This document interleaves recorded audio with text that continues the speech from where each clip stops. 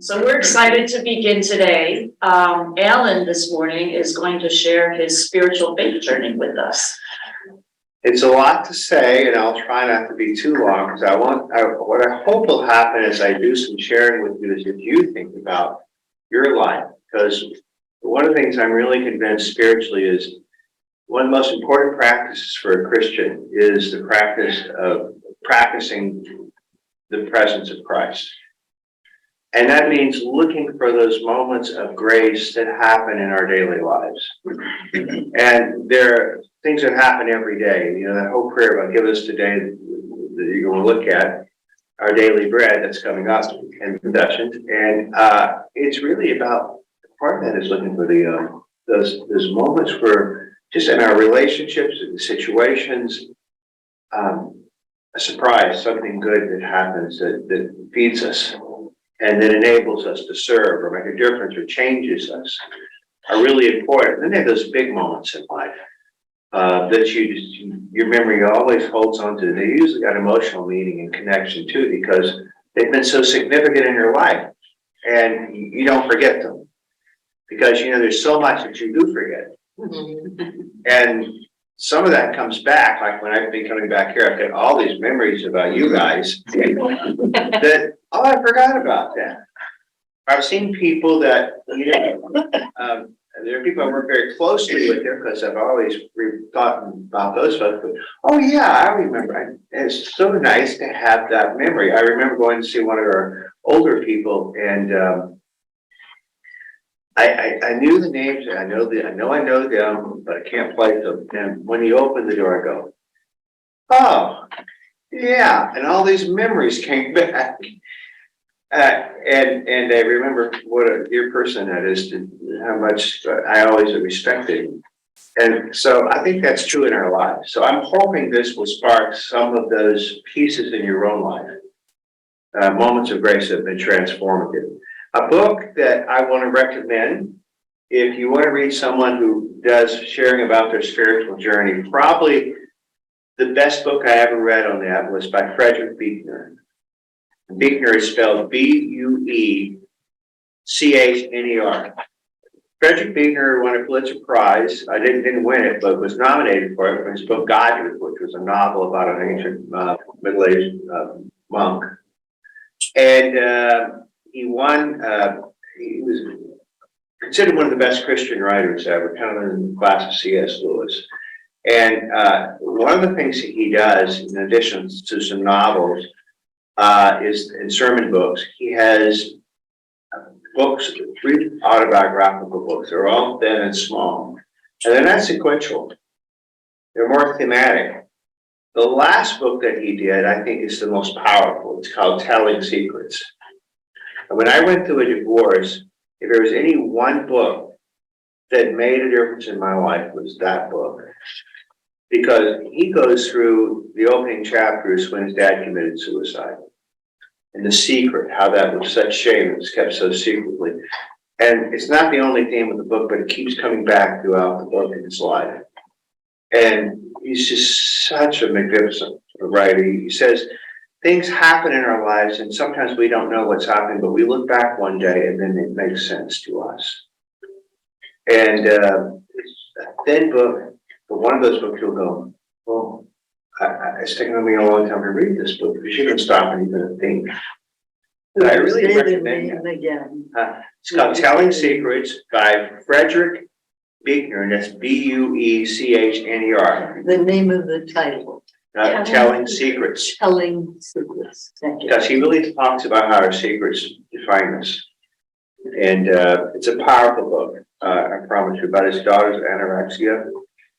Lots of pieces. So anyway, this quote is from him. Jesus is apt to come into the very midst of life at its most real and inescapable moments, not in a blaze of unearthly light. Today's Transfiguration Sunday, a good time to say that.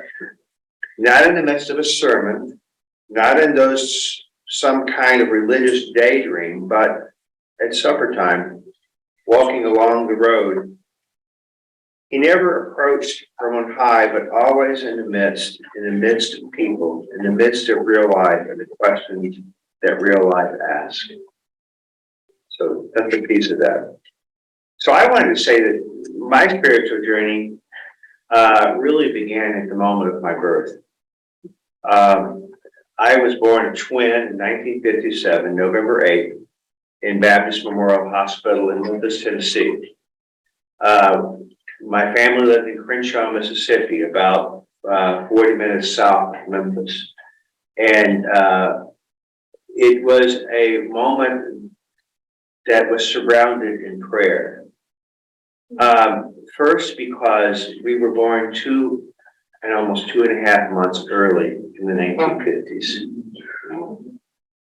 And we almost didn't make it. The doctors said that my brother probably wouldn't make it. He did. And that I might make it. I did, obviously.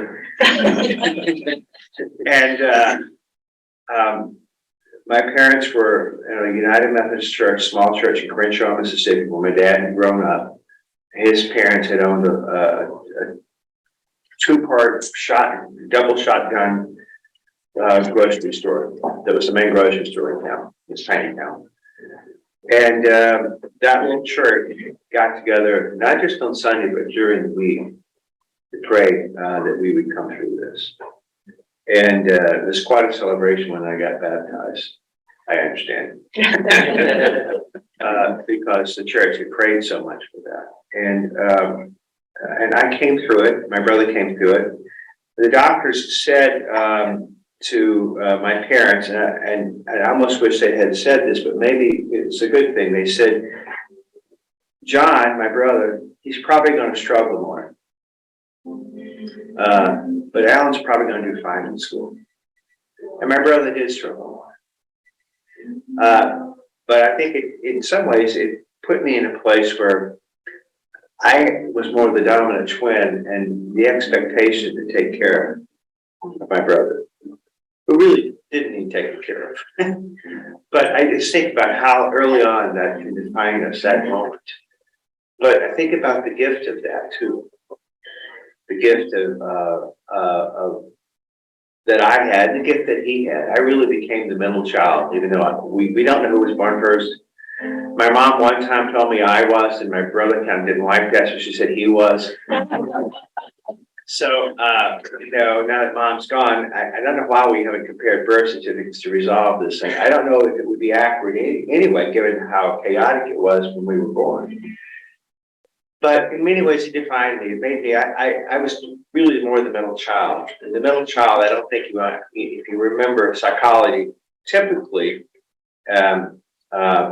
the middle child is one that observes and sees what goes on in the family, that takes on some of the family pain, is probably the most likely one to work through and understand the family, go get help, go see a counselor, which I did. And in some ways, that's a tremendous gift. It's a burden, but it's also a very big gift. It made me be a little bit more empathetic, I think, a little bit more tuned in. And I remember when my grandmother was dying, that I was the one sitting at her bedside and holding her hand. It just seemed to become more natural for me to do that. My brother had this gift of living more in the moment, just enjoying life and being silly and less self-conscious. And so he got gifts from this too. But when I was about 3 months old, I had a double hernia and they had to do an operation. I technically died on the table. And the doctor had to bring me back. And I often wondered how that lives on in my body and in my life. But I remember when that happened, when my parents talked about it, I said, no.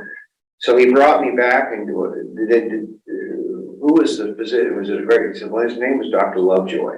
And he was my pediatrician.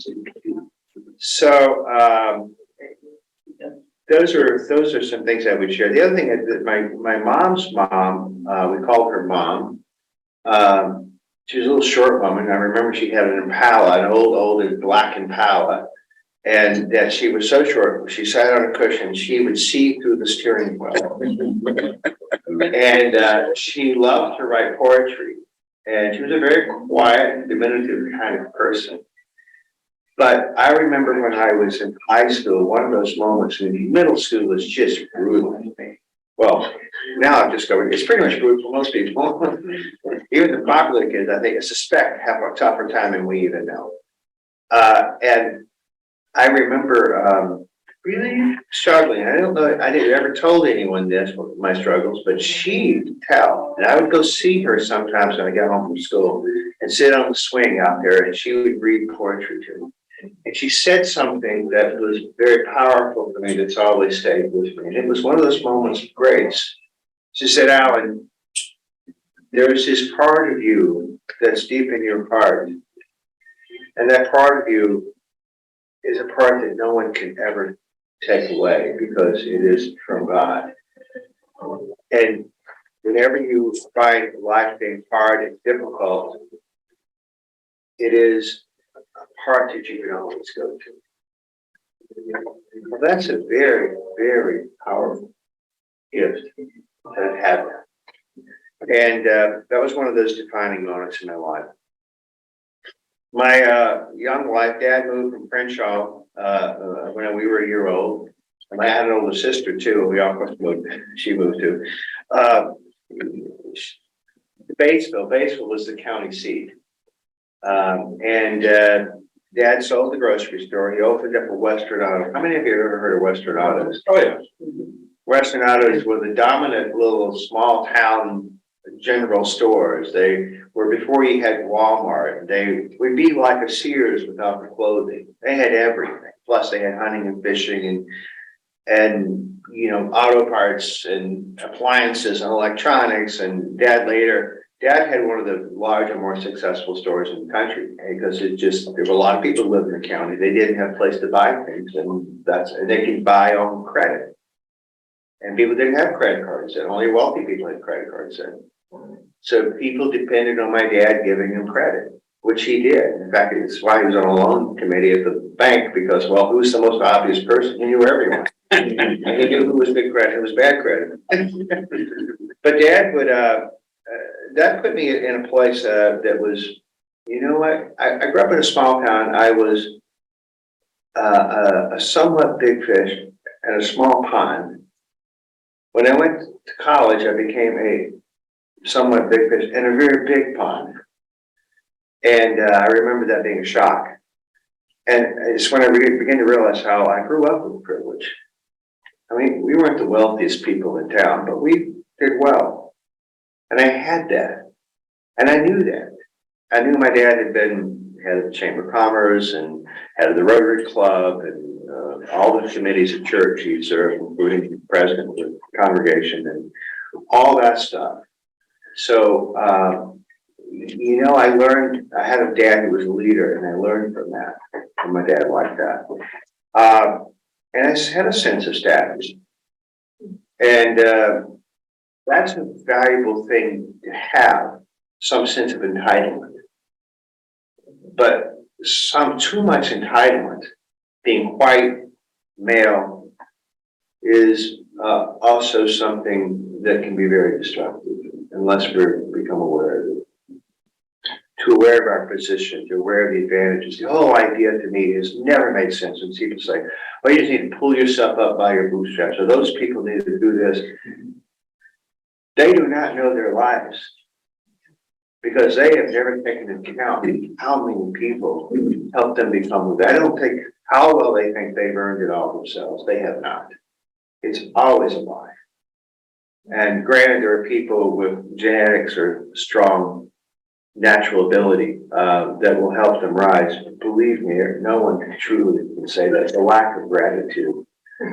And I think learning that throughout my life, and my family was a very thankful family. I remember we prayed at most every meal, and Thanksgiving was a part of the witness of my family to me.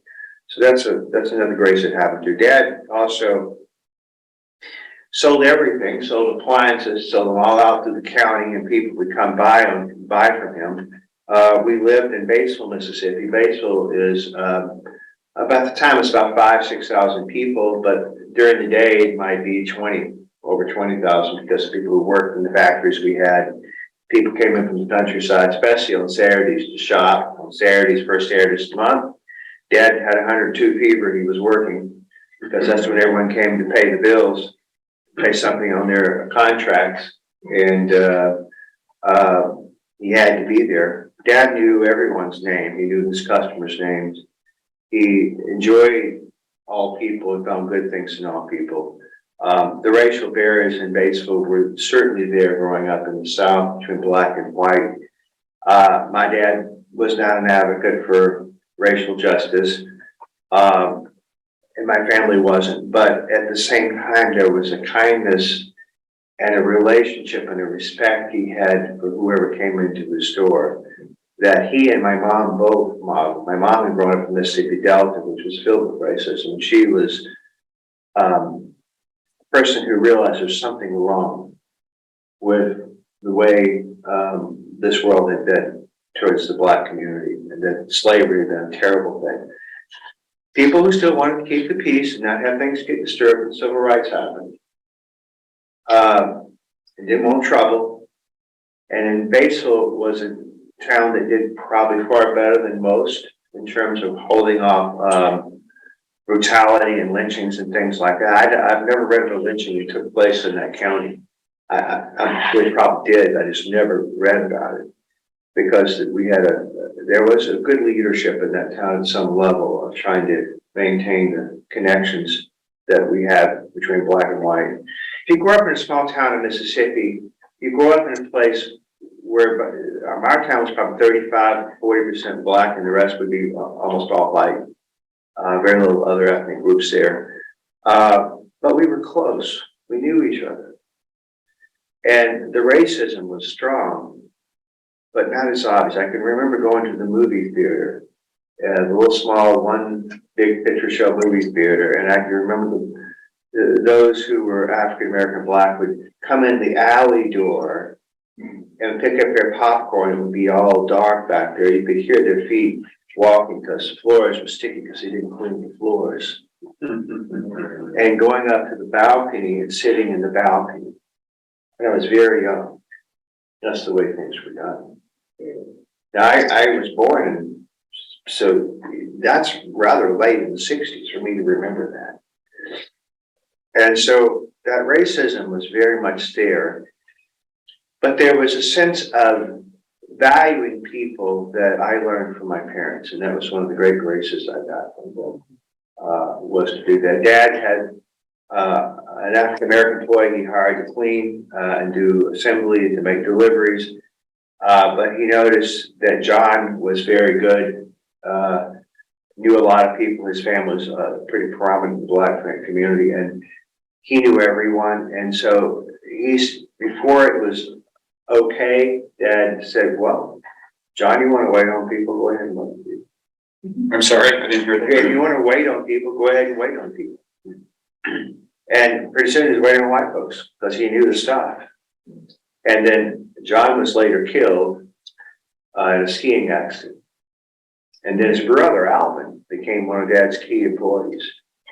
And Alvin used to come over and have lunch and dinner with us when that was before that was done. So there was some of that, even that I learned, those moments of grace from my family. And when I next preach on the 5th, I think I might use a story about John. I have to decide whether it fits the sermon once I get to writing it. So church was very important in my life. I was very self-conscious. I think I became someone, I remember going to the middle school ages and very self-critical, and it was my lifeline. I wasn't real active in the high school, didn't do anything big there, but I remember youth group being formed, and it was the greatest thing in the world. when I went through confirmation, we had this really nice, wonderful pastor, but he was very quiet and passive and boring. And, the only interesting about confirmation, I remember he's good with his hands. I built a shoebox, which my parents kept for the rest of their lives. And my brother built one too, so I don't know whose it really was, the one that was left.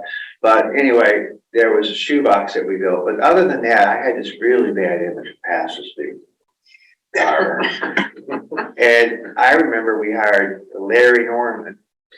Larry Norman showed up his ragtop Jeep from seminary. And he was nothing but all fun. Today he would be in trouble for things he did with his youth group. I mean, I remember going on a pontoon boat and we were skiing behind the pontoon boat along the river at night.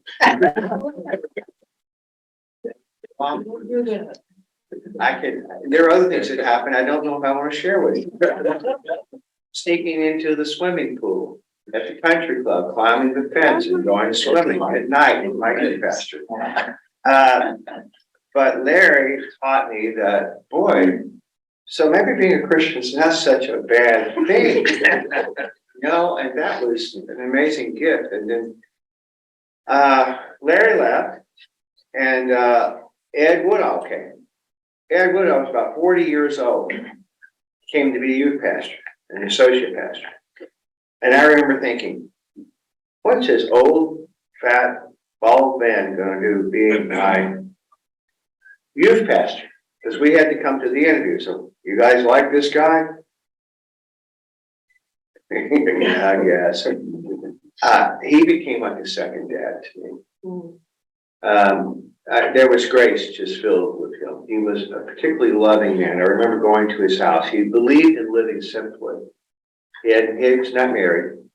The church provided the old broken furniture in an old house down the street from the church for him to live in a parsonage. And he didn't care. That's just who he was. He loved nature. He loved the outdoors. He believed that God was everywhere. He had a sense of God's presence in his life. When he would teach lessons, I don't remember the specific, he was a great Christian educator, so he knew how to do a lesson plan. Not just something trivial. He could do something really interesting. But the thing I remember most is what he said over and over is that God don't make no junk. God does not make any junk.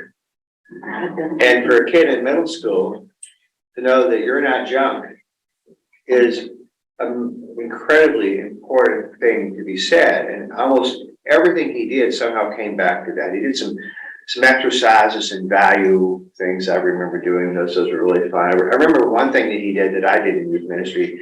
He cut all these squares up and they all could make an even square, but he mixed them up so everyone got a few of them. And then you had to build your own square, and you didn't have all the pieces because someone had some of your pieces and you had somebody else's pieces, and you could not speak or point for what you needed. For it to get done, the whole group had to cooperate. Well, in case if someone would make a little square, it wasn't the right size, and say, well, I got it, it's not it. And everyone else would be stuck because they had the pieces for the rest of the people. And it was the best exercise of group building. I still have that. I've done that with you since then in confirmation. It's a very fun thing because you realize, hey, we all are part of this puzzle. We're part of the body of Christ. And I'm an important part. I have a role to play. That's something Ed taught me. And then I can remember when we were driving on youth trips, we'd go up to Tennessee, United Methodist Campgrounds, which is really a little small town in Jualaska, North Carolina. And we would drive the van, and all along the van, Larry would ask questions. He would say, so what's wrong with a white man and a black man getting married together with each other? And people would argue, well, you can't believe it. Tell me, what's wrong with that? And he would say things like, what's wrong with two men loving each other? Wow. Now, he wouldn't do that from the pulpit. He'd be out of there in no time if he did that from the pulpit. You couldn't survive it. You might survive the black-white relations by then, but you could not have that conversation about gay. He's a pretty conservative person about sexual ethics, but the whole idea about us condemning people who loved each other, it made no sense to him. And he kept challenging that in all of us. So it was a transformative presence in my life between those two youth pastors and a youth group where I wasn't the formal leader, but I got to be the one who kind of reached out to everyone and pulled everyone in and made the young ones feel, because I just, that part of my dad, kind and connecting people, that part of my mind, my mom was soft-hearted. I mean, I had gifts that enabled me to do that, and I think it helps me as a pastor. Even the people that have been most difficult to serve in my churches, and there have been hard people that, boy, sometimes they, boy, do a lot easier if they weren't here. And I have found that, I found people's things about them I loved and liked and respected. And I can tell you stories from my time in the Mississippi Delta, that how could you possibly love someone like that? I won't go into those right now, but there's some hard stories in my church in Duncan, hard racism. Just vehemently anti socialist, communist, anyone, Democrat, just they're of Satan, that kind of stuff. And the guy was a patriarch at one of those churches I can remember. He and my mom and dad had been in school together, and they were very close to each other. And at some point in their lives, but I can remember once him at the end of Rotary Club, they had guys gather around. They had big wads of bills, handing it out. And I said, "Hey, Skeeter, what's going on?" I said, "Hey, Pastor, your ears are too young to hear this. You need to move on." So I asked Dr. Bob, who was a much more progressive person in town, who was a doctor for everyone. I said, "Dr. Bob, what's going on there?" He said, "They're taking that money to buy the election." We can't hear you. Taking that money to buy the elections. By the election. To buy the elections. Is that possible? Oh, yeah. Welcome, really. Well, one thing that used to happen, one is they'd buy out the local church black pastor. So they would pull for the right person. And he'd pocket the money.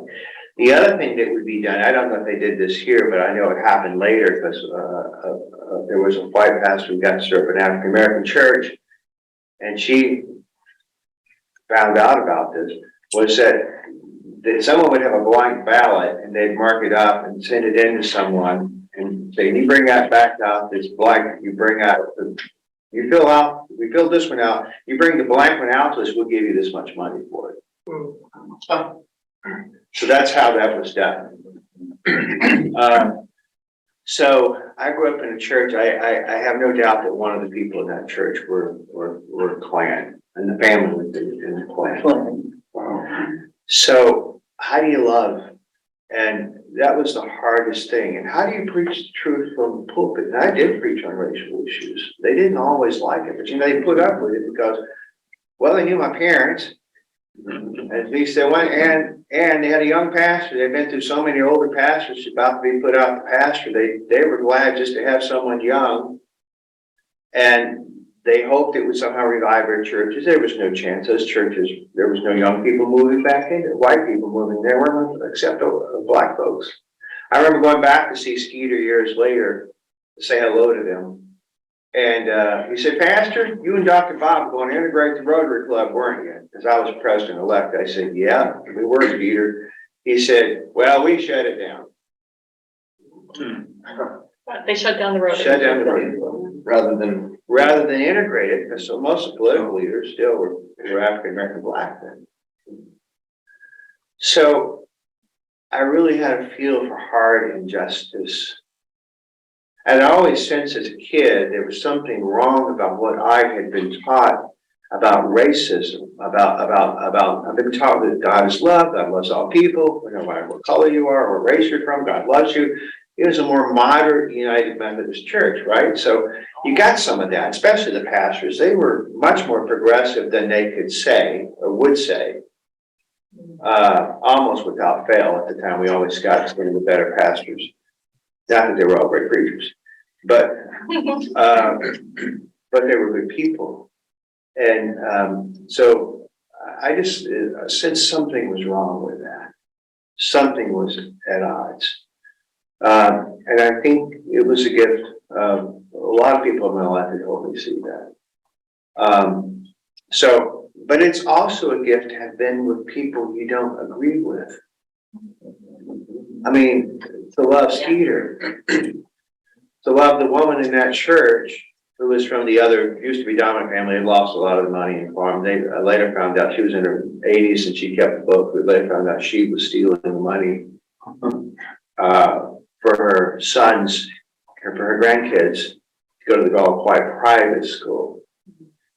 They kept him in the church after that, by the way. No charges were ever brought. Eventually the church closed. That's just how they handled things. And, but anyway, she told me one of the most awful stories I ever heard in my entire life. I will tell you this one. She thought this was funny. She said, back in the 20s, back there, we had a pastor come in by training. The pastor used to come in by training, and there was a dice game going on the side where a bunch of white guys were out there doing that, and this little black boy came by and he ran and he grabbed a handful of money and he ran off. And that preacher, when he got off and saw what was happening, he pulled out his gun and shot that kid. And she laughed. She laughed. And she thought, I thought that would be funny. And I, of course, was horrified, and she could tell. I said, that's terrible. And, but here's, how do you love someone like that? But then you realize she had someone that always had worked with her, a woman who lived behind the house. And that older black woman who worked for her, had a stroke, completely disabled. She cleaned and cared and took care of her because she was her best friend.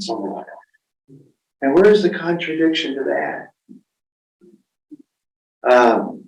So, you know, I think that's why I've had a lot of connections with issues of race and justice and for homosexuality, because I just felt like I came from something that needed to be changed. And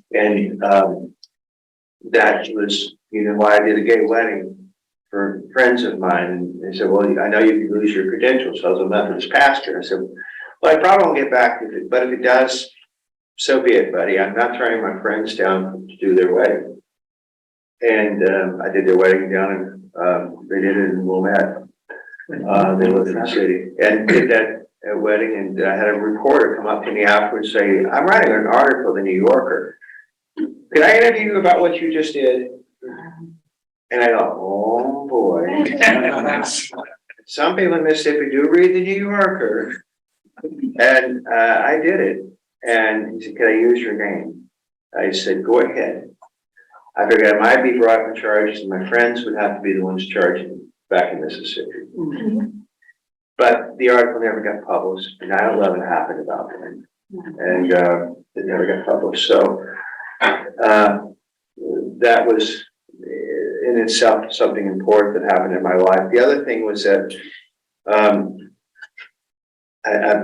I'm not going to talk about college. I don't have time. How much time we have left? 9:19. Oh, we got a little time. The LA school was really important for me. I went to, I majored in banking and finance. Go figure. My dad wanted me to get a practical degree I could use and get a job with. And what he really wanted was me and my brother to come take over his store, which depressed the hell out of me. I was terrible with all the skills of running, except the financial part I could have handled, but everything else would have been just abysmal. And maybe relating to customers like he could, but that wasn't going to happen. But I didn't know how to tell him no. And so in my senior year, I decided to go to theology school. And my dad said, I kind of knew you were going to do that. It was really the hardest thing in my life to tell my dad. And he, you know, after the first year when I lost my scholarship because you had to have a 3.7 and I majored in business and still learning how to write, didn't make 3.0. I remember he paid the other half of that. So he was invested in me doing well in school.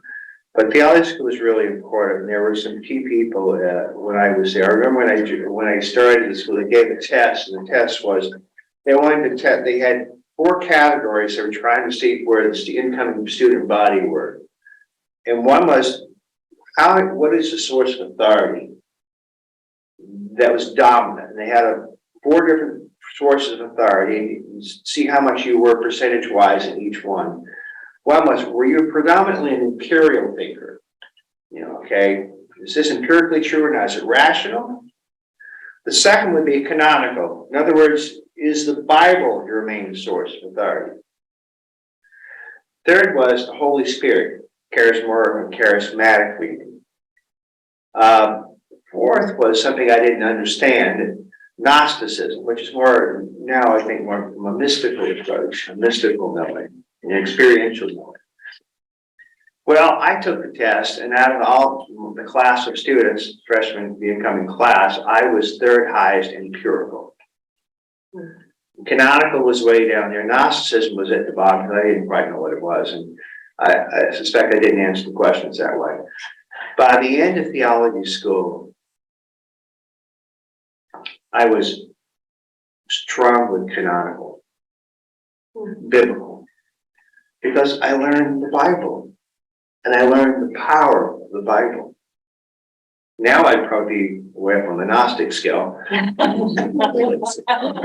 Emory University. At the time, probably one of the best, if not certainly top 5 in the world. It was just an incredible theology school. Most people from Alabama, Mississippi, Georgia, you know, Carolinas, Florida, and some from Louisiana, went to school there. I went there, Methodists went, or we went to Juke, or they went to Asbury was up and coming and eventually took over a lot more conservative. Memphis Theological, which was a small denomination theology school, or they go down to SMU. So I went to Emory, and it just changed my whole perspective. They did an amazing job of teaching us how to think and write. I had Barbara Brown Taylor. Anyone hear of Barbara Brown Taylor? She was a PhD student at the time at the school, and she was teaching. I saw her recently. First time I'd seen her since I had her as my teacher. They put me in what I call bonehead English because I just needed to improve my writing skills, and because I hadn't been doing any writing. So she really helped me a lot. She said, "You really are quite a good writer. You just need to edit a lot." And have somebody edit for you. And she was very good. So I saw her at this conference she did for the UCC clergy in North Illinois, and she said, I came and said, you know, I was in your bonehead English class. She said, Alan, I did not teach bonehead English. I taught creative writing. Here's the one I respect the most in the world, and I redeemed myself because I bought the half bottle of wine. Said, who brought this delicious bottle of wine? I did. But Barbara Brown was a great, but Fred Craddock was one of the great. He was a preacher of his time. He was the one who changed mainline preaching, and he was such a deeply loving man. He had been a Disciples of Christ pastor, which UCC's yoked with. I can serve disciples' churches; they can serve our churches. And Craddock was really big on using story effectively and overhearing the gospel rather than, okay, I'm going to tell you this and prove it. It's not an academic paper, because the preachers I grew up with 3-point academic papers. He was not that way. So he taught us something very different. I remember preaching this terrible sermon It was just awful. It just was disastrous. And now here I am with the great man's class, and I know I've completely failed after I preached it. And he called me into his office. He did everyone. We looked at the video and said, let's look at what's right about it. And I thought, what do you think? I don't know. I don't think I was very good about Dr. Craddock. He said, well, your delivery was quite good. He said, you have some ability with delivery. You can work on it, of course, but you're young, but that's a good place to start. Now let's look at why this didn't work. He said, Alan, I think it had something to do with your choice of text. You chose a text that even the most senior pastors can fall on their face preaching. And the text was Abraham sacrificing Isaac. Duh. But, you know, he gave me a C+. It's the only class I made a C in, but I was glad to get it. And I also made his book. He has a collection of children's sermon, of preaching sermon stories. And I'm in the book about the guy who did a trivial story about that whole experience. He said, I hope he's doing well now. Knowing I was going to read that. And because he didn't get my name, of course, but so that kind of grace and love in seminary and ways of thinking about how you read the Bible. Another professor in preaching, not as well known as Fred Craddock, but he was a psychotherapist, PhD, and he was an Episcopal priest. His name was Ted Hackett, and he taught a class on preaching the parables. Well, the parables are the heart of Jesus' teaching. If you learn how to study the parables, you learn how to study all the New Testament. And he taught me how to read that. And I did, you know, unlike in Braddock, Clark said, this is quite magnificent. And he said, you know, your exegetical was spot on and creative. He said, have you thought about doing PhD work? Which was like, oh, a recovery from Fred Craddock's class. So, you know, and I really loved it. He taught me a very reflective way. He was almost like a therapist interacting with the text. So there was I wouldn't say it was completely psychological, it was always psychologically sound. So his sermons were always relevant.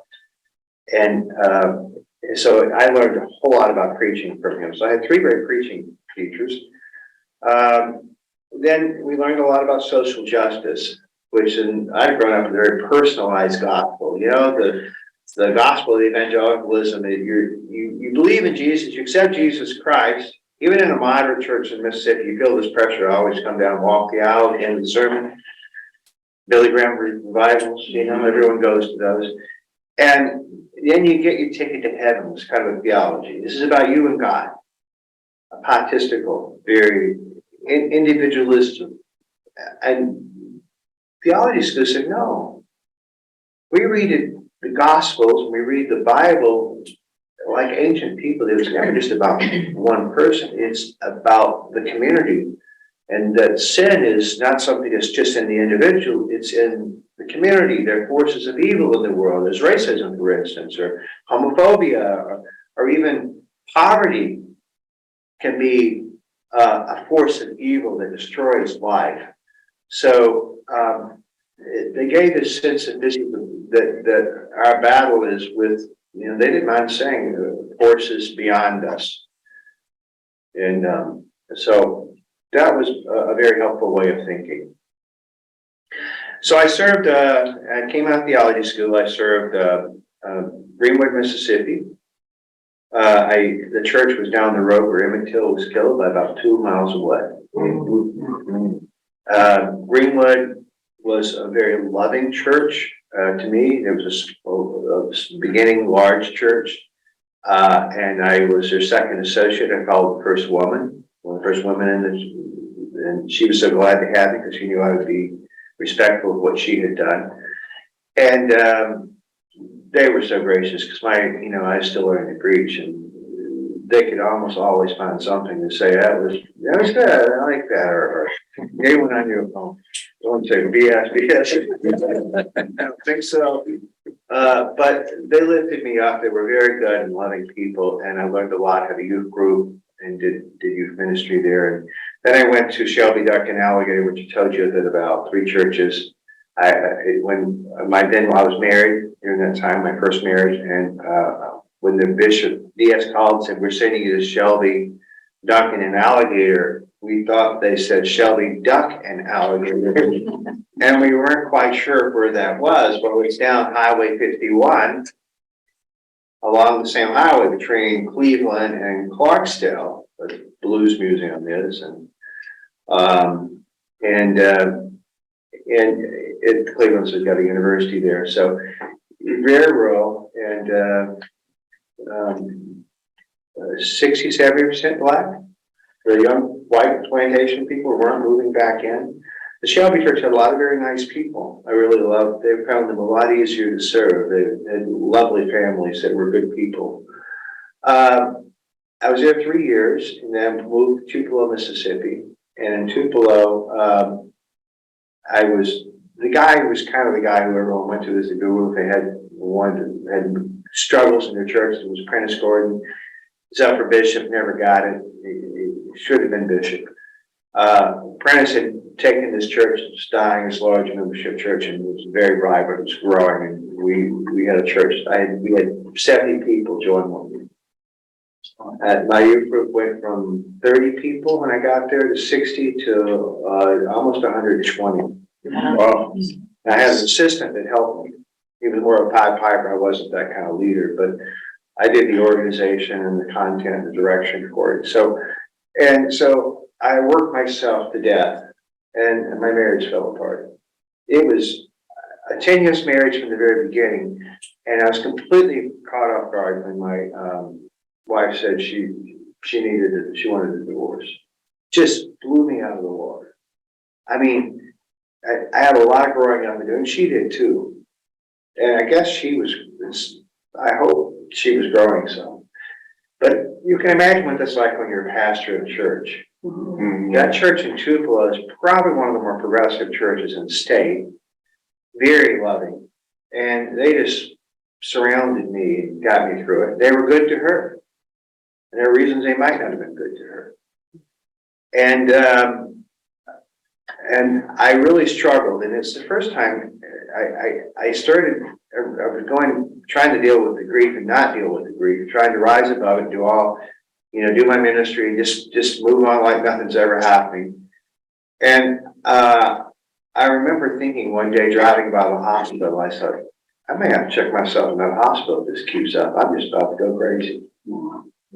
And the pain, I never realized grief, it really takes over your body.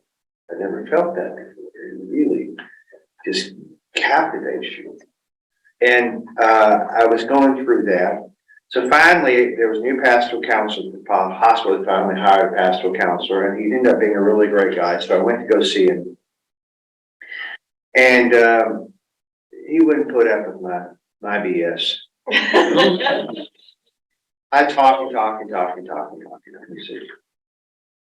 Through the stories you go through and how this happened. So he sat there quietly and I said, aren't you going to say something? He said, you're trying to dodge your grief. And he just sat there until finally I just emotionally opened up. He wouldn't let me not open up. And I learned something when I started spiritually reflecting on what was going on in that healing process for me. It was very powerful. He said, I read somewhere this story about there's a man stuck in, maybe I've shared, you've heard this story, a man stuck in quicksand. And he's in the quicksand, he's desperate, and he can't get out, and he says, save me, someone save me. No one came. He said, Buddha, come to me, save me. Buddha appears on the side of where he's sinking in the quicksand. And he said, oh, good, Buddha, you're here, you can pull me out. He said, before he pushed him down, he said, not out, but through. And pushed him down. As a way of saying, grief is something you don't get out of, you go through. And a spiritual director, when I was getting my pastoral psychotherapy degree at Loyola, said to me, Alan, you can only move ahead when you accept where you are now and deal with that. So he reiterated it for me. And I found that to be one of the wisest, that story and that statement from my spiritual director, things anyone ever told me. Not out but through. Some things you just have to go through. And it was life-saving for me in many ways. So I don't wish divorce on anyone. We didn't have kids. We lost touch. We're gonna stay in touch with each other. I hope she's doing well. She married some head of the physicians. She married really well for, I'm sure she's been happy, I would think, but I don't, I'm beyond the anger and hurt and don't feel any resentments anymore. I don't want to say it was worth the pain, but something good came out of it. And, I matured. I grew up and I wasn't completely healing. That church in some ways, people, it wasn't good for me because they worked me to death. They had a workaholic senior pastor. And I started divorce recovery workshops that we had people from even far away north from Tupelo would come to. And I started singles ministries out of that. And I was doing really well. Ministry, I'm pouring myself into it, but I wasn't really healing. And so finally I said, I need to take a break. And I had a sabbatical year I could take as a Methodist pastor. They pay all your insurance and stuff like that. And I'd saved enough money and sold my house, saved some money there, and came back and said, I'm gonna do 2 years and get a degree, something to show for it. Because I was already doing pastoral. The counselor I'd worked with referred people who couldn't afford to see someone to me. Because he said, I'm not sending them to the public health center. They'll see them 2 or 3 times. You can really work with these people. So I was already training with some supervision before going to school. So I went up to Loyola and got a degree at the Institute of Pastoral Studies. 12 of us go through a program, 2-year program together. It's a community, a group experience. It was a good education, not like Emory, but I learned a lot. Got to be close to Bill Smith. Bill Smith was one of the 2 heads of the program. We got to be friends. And when I was working somewhere else and it wasn't working out at Pastoral Counseling Center in Northbrook, the guy kept forcing me to take people I didn't think I'd best serve. And I should have said no. I finally said, I don't feel good about what I'm doing. Like this, there's a highly confronted therapist, which is not a bad thing, but not what I needed. That wasn't my style. So Bill said, hey, come over here and work with us. And we'll get in, talk the board into the marketing, Pastoral Counseling Center, Samaritan Center. And so I did marketing for that for a time. I did therapy over there as a therapist group. I did group therapy at the other place and did individual marriage therapy there. Did a sexuality workshop here for the youth, because one of the members of the search committee had a kid going through it. She liked it. She said, we're not finding who we want. Would you be interested in interviewing here? And I interviewed here. And I think the night of the interview was clear to me. I felt I had a good shot at getting it. And I think it was to the committee. And so that's how I came here. And I was here for 6 years. So that's kind of what happened. Some things I always want to share with you before I kind of give a chance to talk a little bit. Not much, I'm sorry. I could go on more about things I've learned, but some things have changed theologically for me. That we maybe do programs on this sometime. I do not believe in original sin. I'm sorry? I do not believe in original sin. I think that's a bogus theology that came out of Augustine, and there was great evil and change, and the world was falling apart, and so not surprising Augustine would come up with that theology. It's not in Jewish thought. They don't look at the Adam and Eve story and say, oh, that's where original sin came from. So I believe in original goodness. There's a guy named Matthew Fox who said the real problem with human people is that we have forgotten that we were declared good, and we get stuck in our worrying about our little pettiness, sins, and things like this, so much so we don't know that it's all good.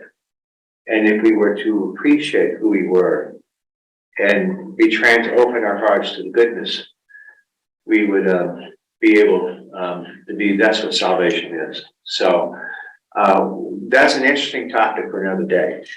I think I see things the afterlife very different than I used to. I believe that when we die, I mean, I don't think we all perfectly know what happens, but I think we're all held together in the heart of God in some way. But as I've gotten older, I focus less on heaven as my comfort and more on that death is a part of life. And the whole thing in Ecclesiastes, that book is very powerful. And that when we can accept and live within the reality and know our place in this world, we can live more in peace. That's what Buddhism is. Life is suffering. That's one of the tenets of Buddhism that I find very helpful. And I think that sense of that is very important. And I remember once, and this, I think the last thing I'll have time to share, I remember once we were in college, we were going to a business convention in San Francisco, and there were 5 of us traveling together in my car.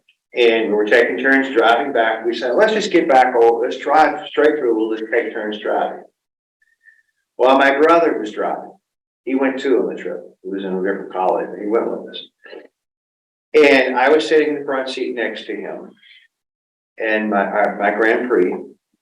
And I remember I woke up, and the second I woke up, my brother was like this. The car was headed for the end of the bridge on Interstate I-20. I only had time to reach over and grab the steering wheel. And I just missed it, but he woke up. When he woke up, he hit the brake.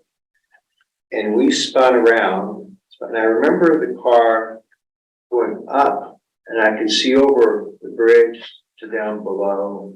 And then it landed back down. And thank God there was no one right behind us. And we survived it. But the seconds in which we were spending, it was one of those moments where it slowed. It was like Michael Jordan in the zone. It seemed like it was a minute or two. And I remember thinking to myself, I may very well die here. And then I had this sense of peace. I'm going to be okay, no matter what happens. No matter what happens, I'm going to be okay. And I've had experiences like that since then. And I'll share the other one with you sometime about this past year on the airplane when I thought the plane was going to crash. And I had that same thing happen to me. And so I feel like I've been given these gifts. Those are moments of grace that were transformed. So that's just, and then the last thing I would say is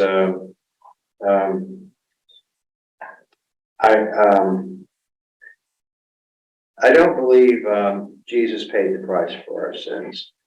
Yeah, that he had to pay the debt. It's in our tradition. I respect that's the heart of the gospel for some people, but I find it abhorrent in many ways. I don't think that's the purpose, the meaning, or is it the only meaning of the atonement? And I think it's there's so many ways to see the atoning work of Jesus' life, death, and resurrection. And that was never be done, but that came from Anselm in the 10th century. So there are threads of it in scripture we can interpret, but we won't go into that. I think that's going to be another good lesson sometime to do. So any thoughts or comments? We've got just a little bit of time left. Oh, that's that there are, I know I'm one of them that have had experiences like you had on that bridge. I can remember too, just like flashed in front of my memory when you mentioned that. They never leave you. They never leave. And you realize when you, as it were, come to, I'm still alive. Right. And it's a gift. It's good. Yeah. Why am I still alive? Get with the program. It's a gift.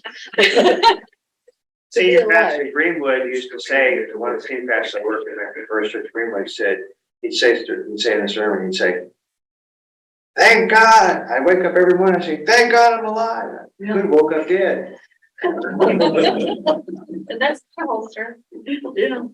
Yeah. Or- I find it interesting because you grew up in the South and I'm from the very far north of here.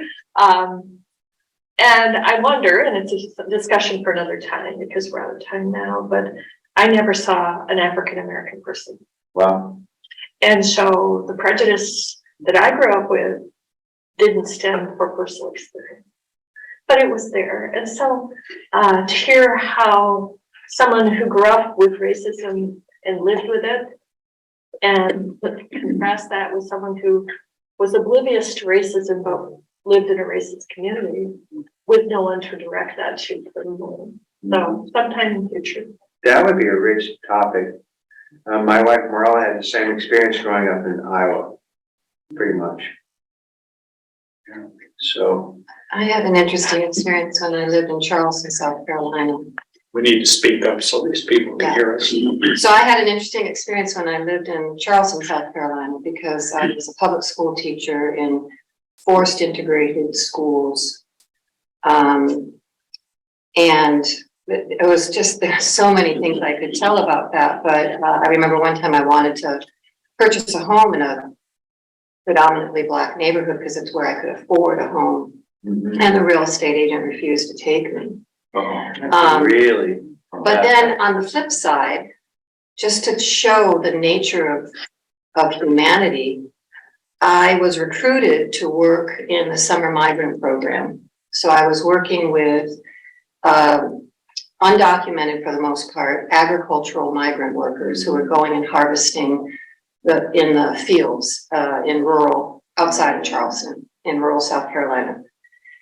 And the schools where this was held in the summer, the staff was all African American, except for me. And the brutality with which they treated the Latino kids was just so shocking to me. And we had an inspection by the state, and the Secretary of Education, Luther Seabrook, came through, and I was a whistleblower. And he had me come in, and I had to sit at this long table in Columbia, and I documented all these different abuses that were happening. And he asked me to head up the summer migrant program, which is a federal program that helps these children. They're just so at risk because they move from place to place to place and nobody tracks them. Did you speak Spanish too? Yeah. You did. And so What year would this have been? this would have been 34 years ago. So he asked me to head up for the state, the summer migrant program, and I told him no, because I was a single mom, and I said, I think I would feel like a salmon swimming upstream to my death. I just couldn't handle the emotional resistance. And he came, I found a private school where I was gonna go and take my daughter. And he came when I was packing up and handed me Paulo Freire's Pedagogy of the Oppressed, which I had studied. And he said, I hope one day you'll return and work with the underserved people. And I'm still working with the devil I know in wealthy communities. Right. You know, and I've always held that tension. But the reason I bring this up is to say, I think that the evil, the sin is not limited to race. It's about the powerful and the disempowered, and it's how can I gain my dignity vis-a-vis standing on someone else's neck, as opposed to recognizing the Or dignity. making money. Yeah. Because only a tiny